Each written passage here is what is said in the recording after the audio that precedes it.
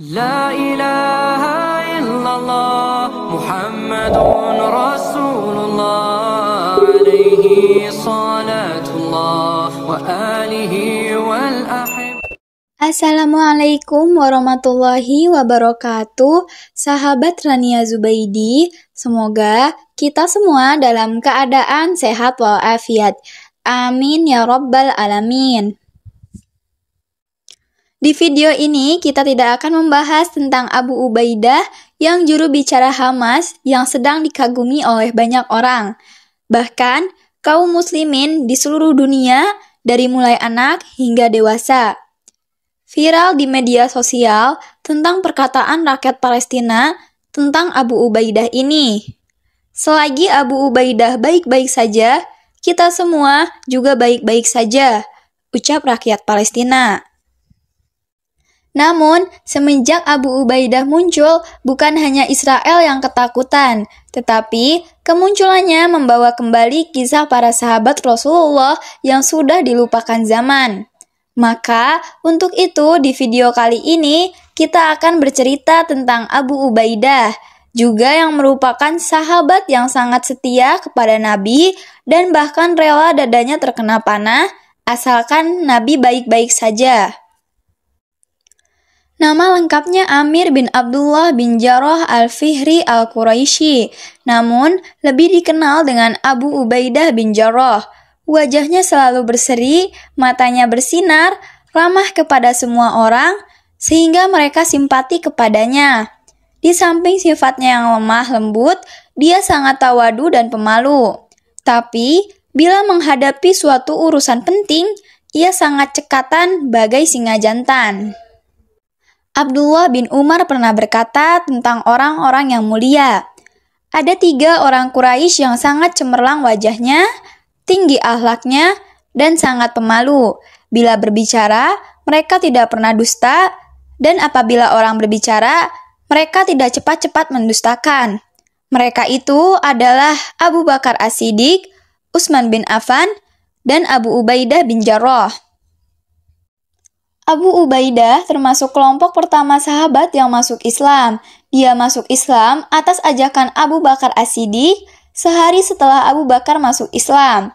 Waktu menemui Rasulullah SAW, dia bersama-sama dengan Abdurrahman bin Auf, Utsman bin Mazun, dan Arqam bin Abi Arqam untuk mengucapkan syahadat di hadapan beliau.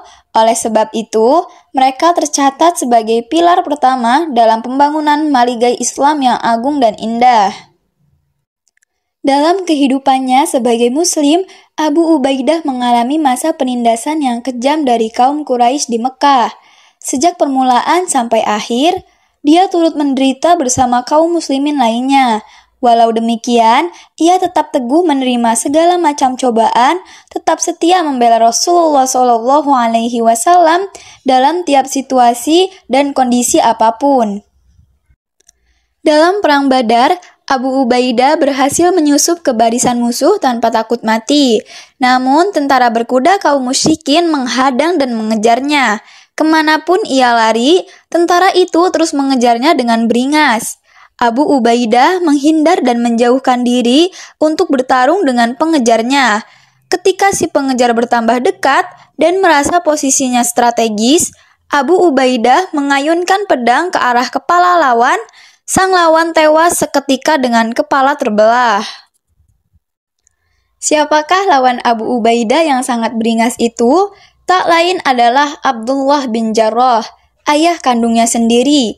Abu Ubaidah tidak membunuh ayahnya, tapi membunuh kemusyrikan yang bersarang dalam pribadi ayahnya.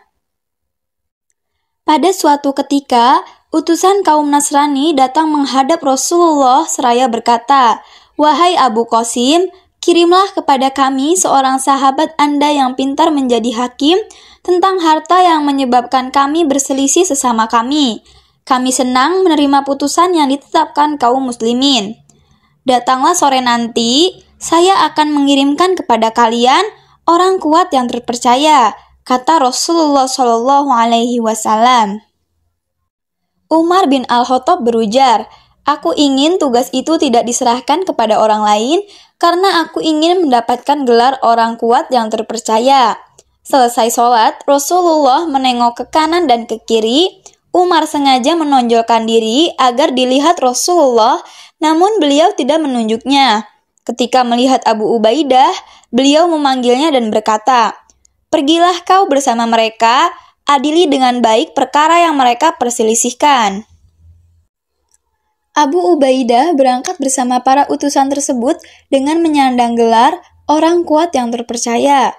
Abu Ubaidah selalu mengikuti Rasulullah berperang dalam tiap peperangan yang beliau pimpin hingga beliau wafat. Dalam musyawarah pemilihan khalifah yang pertama, Al-Yaum As-Saqifah, Umar bin Al-Khattab mengulurkan tangannya kepada Abu Ubaidah seraya berkata, "Aku memilihmu dan bersumpah setia karena aku pernah mendengar Rasulullah bersabda, sesungguhnya tiap-tiap umat mempunyai orang kepercayaan, dan orang paling dipercaya dari umat ini adalah engkau." Abu Ubaidah menjawab, "Aku tidak mau mendahului orang yang pernah disuruh Rasulullah untuk mengimami kita sholat sewaktu beliau hidup, Abu Bakar As-Siddiq. Walaupun sekarang beliau telah wafat, marilah kita imamkan juga dia." Akhirnya mereka sepakat untuk memilih Abu Bakar menjadi khalifah pertama, sedangkan Abu Ubaidah diangkat menjadi penasihat dan pembantu utama khalifah. Setelah Abu Bakar wafat, jabatan khalifah pindah ke tangan Umar bin Khattab. Abu Ubaidah selalu dekat dengan Umar dan tidak pernah menolak perintahnya. Pada masa pemerintahan Umar, Abu Ubaidah memimpin tentara muslimin menaklukkan wilayah Syam atau Suriah.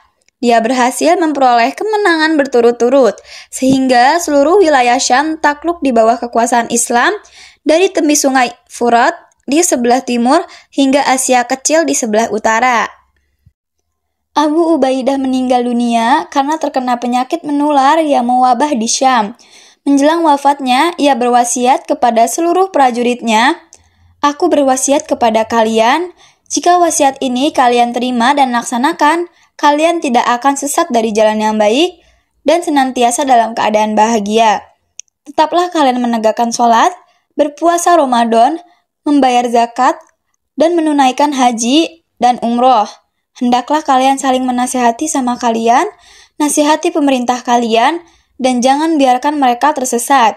Dan janganlah kalian tergoda oleh dunia. Walaupun seorang berusia panjang hingga 1000 tahun, dia pasti akan menjumpai kematian seperti yang kalian saksikan ini." Kemudian, dia menoleh kepada Mu'az bin Jabal. "Wahai Mu'az, sekarang kau menjadi imam panglima." Tak lama kemudian, ruhnya meninggalkan jasad untuk menjumpai Tuhannya. Wallahu a'lam. Sesungguhnya kebenaran hanyalah milik Allah, dan kalau ada salah hilaf dari saya pribadi, jazakumullah khair. Wassalamualaikum warahmatullahi wabarakatuh.